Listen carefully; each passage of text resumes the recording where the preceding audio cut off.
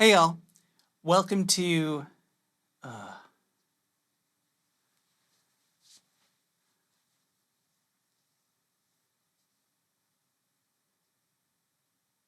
uh,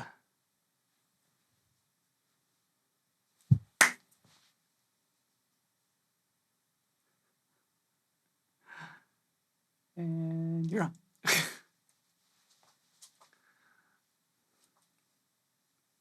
Mm.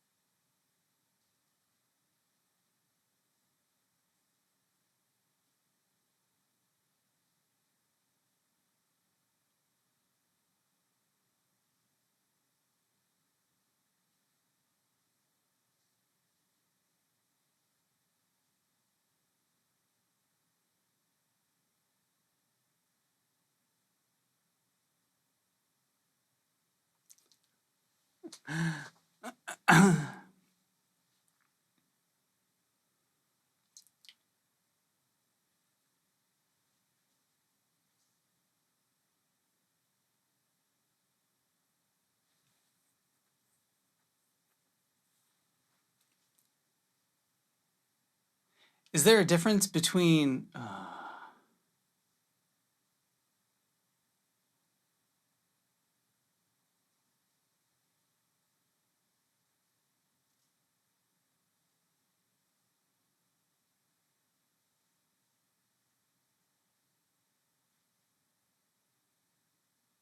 when it comes to performing in the zone, there's no difference between reading music, playing music. Oh. When it comes to playing in the zone, there's no difference between reading, playing. Oh. When it comes to playing in the zone, there's no difference between reading music. Oh. When it comes to playing, sorry. When it comes to playing in the zone, there's no difference between reading music, playing music that you've memorized, or freely improvising. Is there? When it comes to playing in the zone, there's no difference between reading music, playing music that you've memorized, or freely improvising. Is there? Let's talk about it.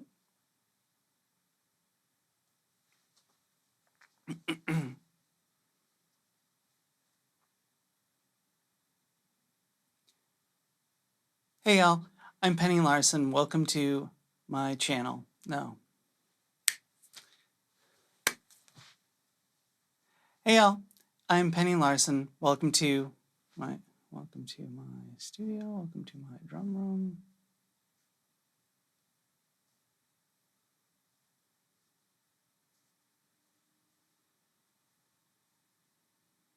Video. Ah.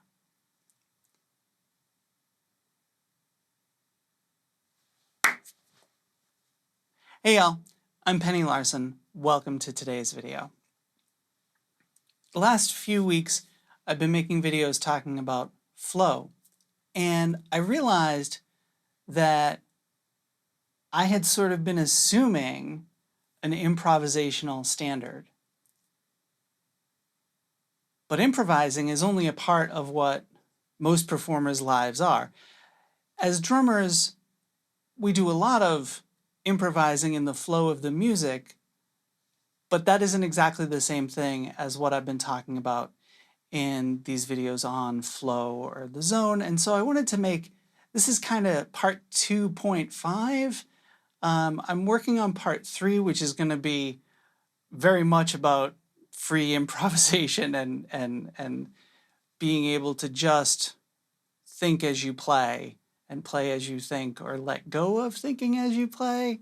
It's so complicated when you try and purposely enter that flow state. Anyway, today we're going to just talk about some of the differences between that improvised style and playing things that are either you're reading in the moment and you know it pretty well, but you're looking at the score to kind of keep your place, and then stuff that you've totally memorized. The hardest place for me to get into the zone is when I'm playing music that I've learned a bit, but I'm reading. Because if our premise is the zone is the state of letting go of thinking, for me at least, when I'm reading, it's very difficult for me to let go of thinking. I need to be focused on, if it's a lead sheet, it's a little bit easier. If it's, more of a through composed piece and I'm reading as I play it, it becomes very difficult for me at least to kind of access that flow state. And I'm trying to think of examples when I have, and I can't really. Most of my musical career has either been one or the other, playing music that I have memorized 100% or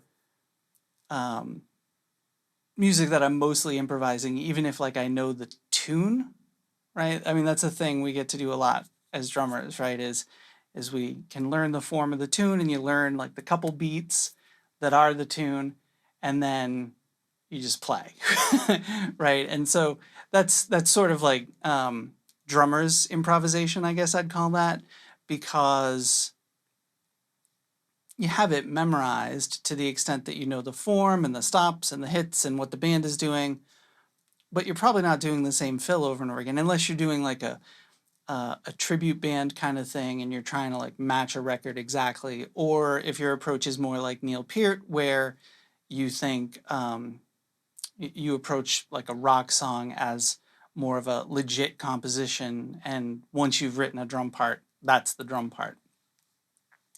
But for most of us, drumming is much more improvisational in the flow.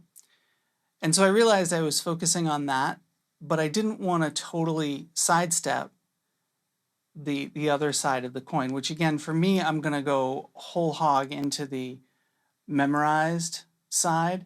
So that middle ground where you know a piece, but you're still reading it, I don't even know how to tell you.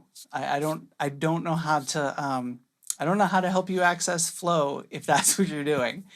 I know that when I have done that, it's a stressful kind of performance, right? So let's leave that middle ground, and I'm going to leave that to someone else, and I'm going to take you all the way over to full memorization of a through composed piece. Repetition is essential for all of these, whether it's playing something that you're reading, right? Of course, you want to have repeated that a lot. You don't really want to be, I mean, if you're doing an audition or something, there can be times where you need to sight read something in front of people. But for the most part, you want to keep reading to, you're kind of using whatever you're looking at as like a boost. It's mostly up here, you're just kind of getting a boost from what's on the page. It's mostly up here, you're just getting a boost from what's on the page. In improvisation, the repetition is all about programming your hands with these patterns that you know so that you can become patternless, for me at least, right? That we talk about licks, and I definitely play some, licks that I know, but my goal is to just play freely. And the root to that is repetition.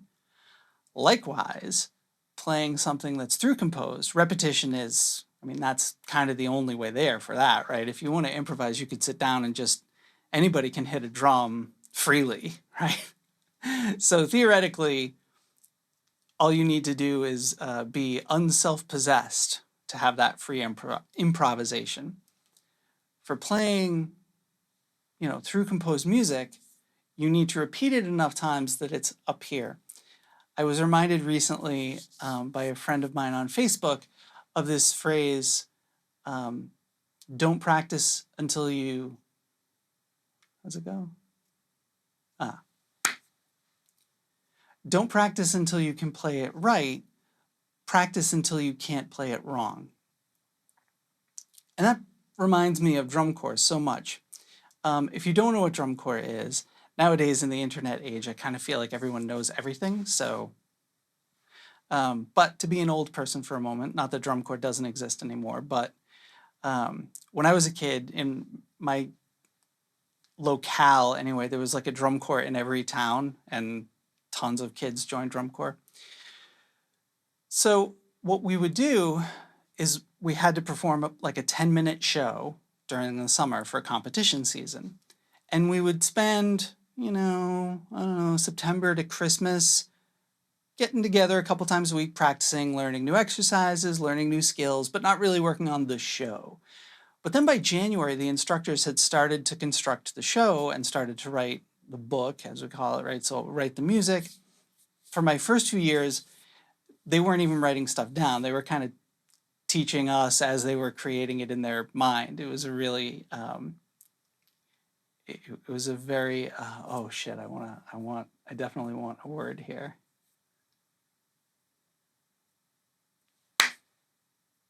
It was a very high wire way to learn stuff, and it relied heavily on memorization, right? Because if they taught me something one week and I forgot it, well, then I couldn't practice it between this week and next week's practice, which means I was going to be behind everyone else. So it was really great for me working on my memory, but it wasn't so great for learning to read music. But anyway, so we would spend, what's that, 5-6 months between like January and June, when, late May, sometimes a few competitions would start, but June basically was the start of competition season. And so we would spend those 5 months repeating this show over and over and over again. And in January, we were probably rehearsing, we'd have drumline rehearsal once a week and marching rehearsal once a week for like a couple hours each time. But then as it got closer to the season, we'd add a rehearsal. We'd rehearse for hours at a time. And then in the summer, we used to do things called 10 to 10s, which is, so from 10 a.m. to 10 p.m., you just practice and you're marching the show and you're drumming, and there'd be times we'd break out for sectionals, and times we'd do the drill all together and all sorts of stuff. And the number of times we would do each section, is non-countable, right? The entire goal was that when we would get on the field and go, you almost turn into an automaton, right? You kind of like press the button in your head and you just play the show. And you're trying to execute perfectly with everyone else and play as clean as possible, but you're trying to think as little as possible because thinking is what's going to get you in trouble. Not in the improvisational way. In the improvisational way, you're trying to create, right? And you're trying to just be like an open conduit for the music. And so you're trying to think as little as possible because, then your creative brain is fully free to do its thing and your thinking brain is out of the way. Drum corps was exactly the same and completely different. You're trying to get out of your own way so you can do the thing that you've done a million times, the best you've ever done it, right? Every performance, you're shooting for perfect, right? Perfect is this lovely, it's a lovely goal. And as long as you remember that there isn't such a thing as perfect, it's a lovely goal. As soon as you start thinking of perfect as, something that is in fact attainable, then you get in trouble. Anyway, so even with all this preparation, there's a reason I'm telling this story, I promise. Even with all this preparation, you'd have good days and bad days. And wow, being a human is interesting, right? The first time we ever went on tour, so the first time we ever left, I think we had done some shows, in the next state over, if you know the geography of the United States at all. So I'm from Massachusetts, near Boston. And so we would go to like a couple other states that were close by. Technically, we'd travel out of state, but it was still just an hour or two ride. We didn't have to sleep over. The first time we went somewhere where we had to sleep over was about an 8-hour drive, maybe a little bit more. in a town called Butler, Pennsylvania. And now that I'm thinking about it, I'm thinking it's more like 16 hours. It felt forever. It felt a very long ride indeed. I was 13. It was my first time that far away from my parents. It was my first time, that far away, being home with this group of people. And that was wonderful. But we went away for one show, literally, and our showtime was 7:30 a.m. And the show that year started with a measure of 16th note triplets from the snare line, right? And we were in the back of the field, the drum major's at the front of the field, okay?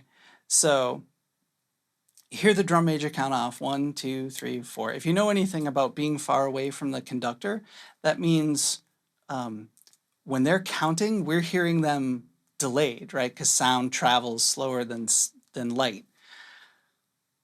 And this was always a really exposed part of the show, right? So we've got 1, 2, 3, 4, right? And I don't know if you know the word chowed, but chowed is it's not a good thing. We chowed that measure of 16th note triplets, and you can recover from mistakes, right? But we did not. It was not a good show that we had traveled 16 hours to perform, and it was an important part of my learning experience in terms of like fighting through a bad show, right? Because you're just going to have bad shows sometimes. But it was interesting to me that I kind of knew from that very first measure that we just weren't going to find the flow. We weren't going to find the zone that day. And of course, once you think that, you're doomed, you won't, right? I mean, if you think you'll fail, you certainly will, that kind of thing. I was 13, cut me some slack, right? So yeah, I don't know that I realized it, for years later, but that awareness that, we had played the very opening of the show poorly, and then we never got it back. We never got our footing. It kind of kept us out of that flow. It was an important piece of the puzzle for me of how to get into that flow. And one of the things that my drum instructors used to say was that you have to have a very short memory. There are no mistakes, right? You just have to keep going. If you made a mistake, the thing about music is if you make a mistake, by the time you realize it, you've already made it, right? It's very unusual for you to like see a mistake coming early enough that you are then able to fix it before it even happened. But so if you've made a mistake, you've probably already made it. You have to just let it go in the most free way that you can. You can't. This is a totally unrelated non sequitur. My husband and I play mini golf sometimes, and or putt-putt, depending on where you are. And it's fun, but I am a bad sport. And sometimes if I'm having a bad game, I will act like a child because I was an only child and my mother and grandparents brought me up to act that way. And even as old as I am, that's still a constant struggle for me to act like an adult all the time. But that's because I make a mistake and I let it get inside me.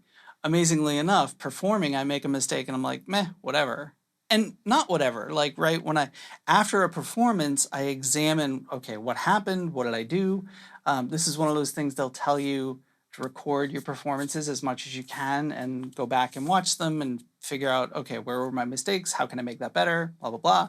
But once you're in the performance, you can't let mistakes trip you. They have to be like, I mean, imagine if you were a boxer. This is a hilarious analogy, but whatever. Imagine if you were a boxer and you got hit hard once and you were like, oh, well, I'm done, right? That's what a mistake is. A mistake is getting hit Okay, well, you just got to keep going, right? If you could stop then if you want, but don't, right? So that's kind of the preamble to the story that I really wanted to tell you today. And you all should know me that my preambles are pretty long, so I apologize. But I think these stories are helpful in terms of how are we accessing this flow state, right? It's as much about the psychological game as it is. I'm not playing for you at all today. Well, that's not true. I'm going to play you a little snippet of something I did 25 years ago. But I'm not playing on the drums at all today because a lot of this flow state is just up here.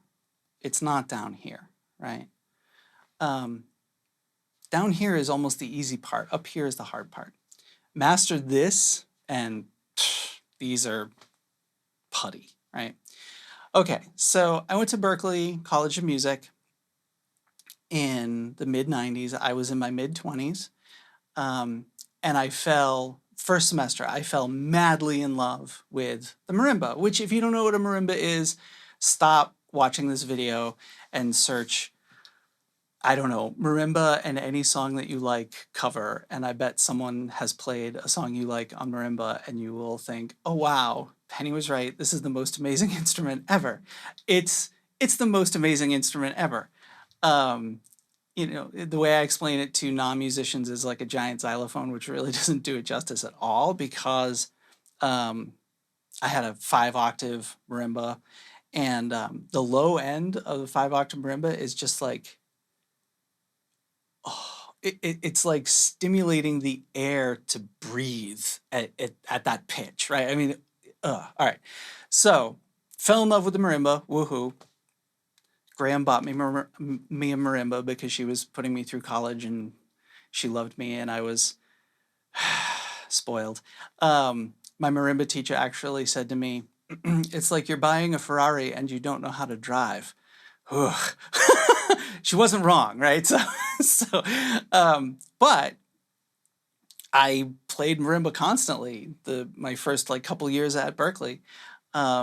First semester, we did we had a marimba ensemble concert, and I played this piece by Michael Burritt called October Night, and it's beautiful. It's such a beautiful piece. I encourage you, after you listen to what I'm about to show you, I encourage you to go listen to someone play it well, because you're not going to hear me play it well. The first movement is this lovely chordal thing. The marimba almost sounds like an organ with soft mallets. Beautiful. And then the second movement is this aggressive, pointillistic, modern thing that's just frenzy, right? It's based on the Dylan Thomas poem, Do Not Go Gentle Into That Good Night, if you know anything about that poem. And if you don't, read that. It's a good poem. So I was in over my head, right? I practiced a lot and I still wasn't ready to play the piece.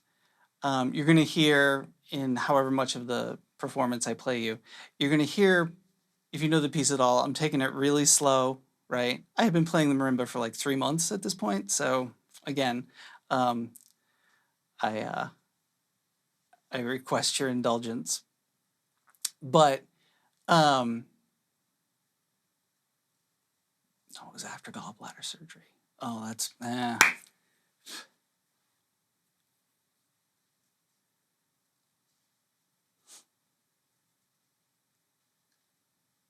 So second semester, we had a marimba performance, a marimba ensemble performance.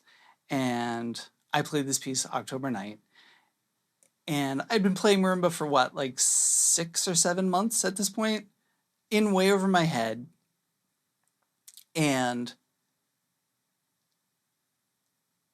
I practiced it as much as I could, and I went I'm gonna memorize it, didn't have the music on the stand. And so the first movement is this beautiful chordal thing, no problem. I could probably like sing it at the time. I mean, it's 4-part, but I mean, to the extent that I could like, you know, kind of sing the melody of the chords, right? the second movement comes, and I'm doing this big thing up and down the marimba, nice chord. And I get to a point, and I realize I see it coming. What did I just see about seeing mistakes coming? I see it, and I thought to myself, huh, I don't know what comes next. And this is like the terror, right, of performing a piece that you've memorized, right? Is you get to a point and you blank, right? I have an incredibly strong no stopping philosophy in my performance mode, which I think is partly drum corps, right? You're performing with 60 other people or 110 other people. If you stop, they're not going to stop, right? So if you stop, you're going to get bowled over by people marching by you, right? So there's no stopping, right? There's no stopping on stage, right? You have to make the best of it no matter what. And so I hit this point where I realized, oh, I don't know what comes next. And I did a couple like block chords that were kind of like reminiscent of the notes that I had been using in this pointillistic, frenzied second movement. And the whole time I'm thinking, oh, think fast, rabbit, right? And I decided the only thing I had was that I was gonna back up to where I did remember, and I was gonna take, for lack of a better word, like a running jump at the part, and just trust that my hands would get me through. And of course, we've had the discussion before about how it's not really my hands, right? It's my brain, but trust that the part of my brain that had memorized the piece would show up to shuttle me through the rest of the piece. And Faith and Begorra, that's what happened. I managed to fake my way through that piece. Like once I was through that section, I actually remembered and I finished the piece, correctly, right? And the only person who knew in the room, or unless everyone else was very, very sweet, but the only person who really seemed to know was my marimba teacher, who was like, okay, what the hell was that, right? And I'm like, yeah, what are you gonna do, right? And ever since then, faking it has become like a really big part of my identity as a musician. And I don't mean faking it as in being unprepared. I mean faking it as in, being very reactive in the moment. Faking it is my sort of way of thinking about that zone, that flow. If I'm not too attached to anything I'm playing, here's that like Buddhist element to this concept, right? If I'm not too attached, then there's like less tension. We talk about tension all the time, right? In your shoulders and your hands and your fingers and your wrists and blah, blah, blah. But there's tension up here too, right? And we're trying to like let go of that tension as much as this tension, right? As much as, physical tension, you need to let go of that psychological, mental tension. And for me, the way that's worked is to say that I'm faking it all the time. Ironically, where I got that, where I learned that lesson or decided to take that approach is in, the last thing I played in my life probably that was that through composed, maybe. One of the last big through composed things I've done. It's not fair to say that it was the last, but almost everything I've done since then has had at least some improvisatory element. There was a mass I did a few years ago that was a composed thing, but nothing on the level of October Night. Anyway, so I just wanted to, so even in that moment, right, of this memorized thing, I still had to rely on some improvisatory skill to get myself back on the part of the piece that was memorized. So in some ways, like I say, in some ways, entering the zone, entering flow, it's exactly the same, whether it's totally improvised or rote playing. And in some ways, it's completely different, right? The thing that's the same is you have to let go. You can't be attached. If you start worrying about what you're playing, you're boned, right? Whether it's, oh, wow, I hope I really improvise well tonight, or I hope I don't screw up this piece, right? You have to go in expecting to do it right. Here's the, I always give Yoda a hard time about the do or do not, there is no try line in Empire Strikes Back.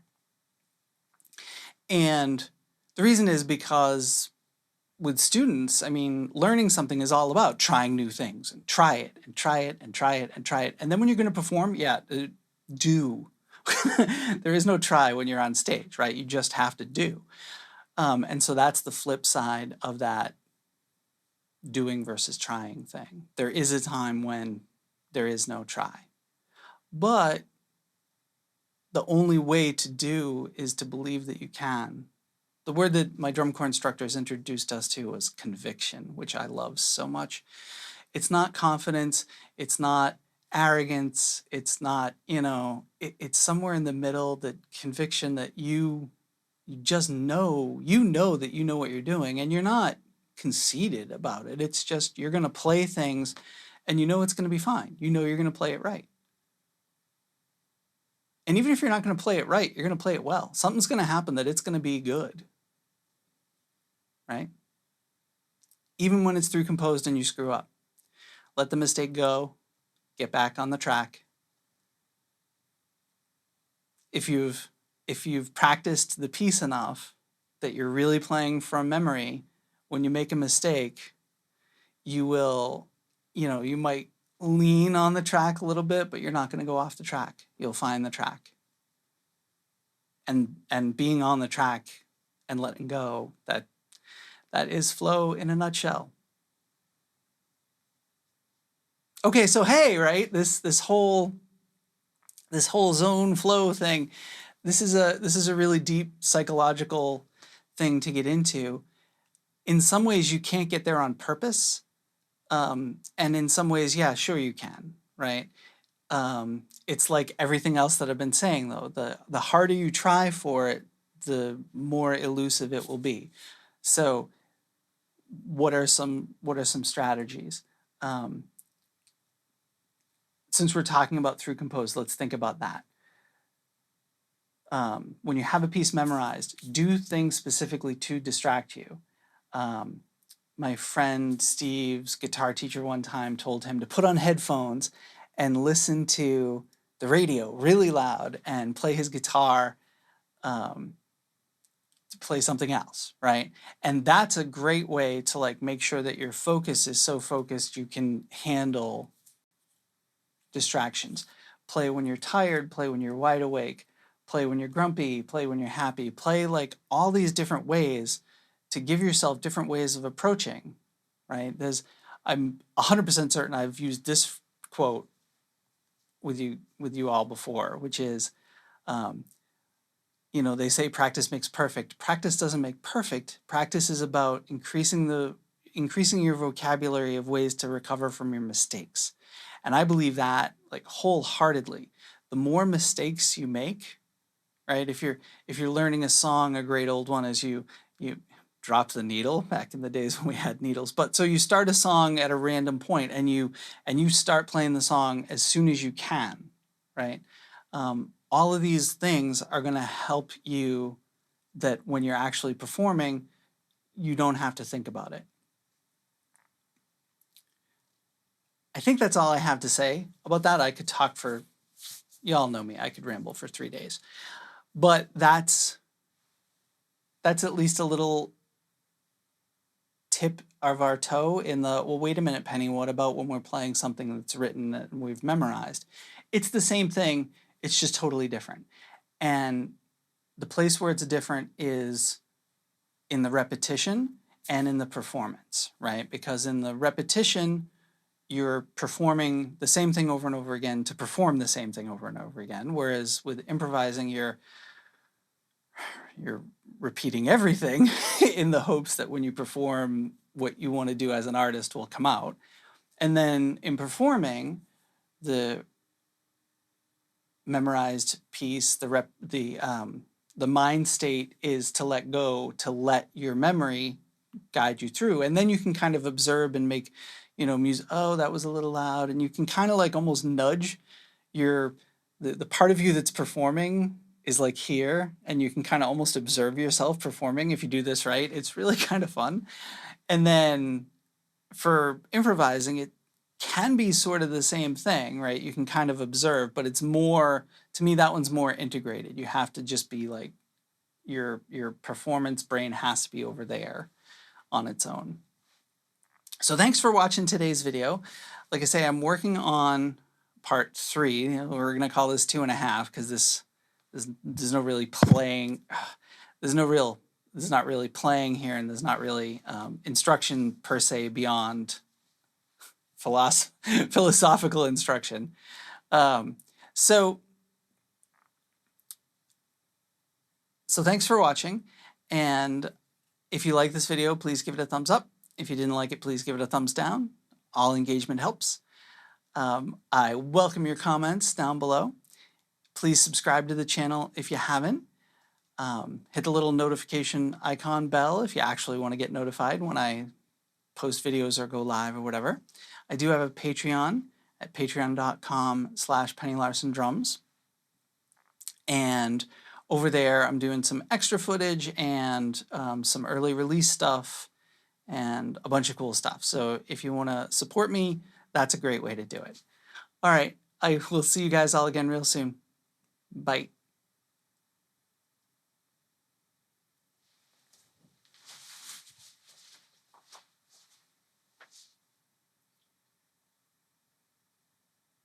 That does not say 37.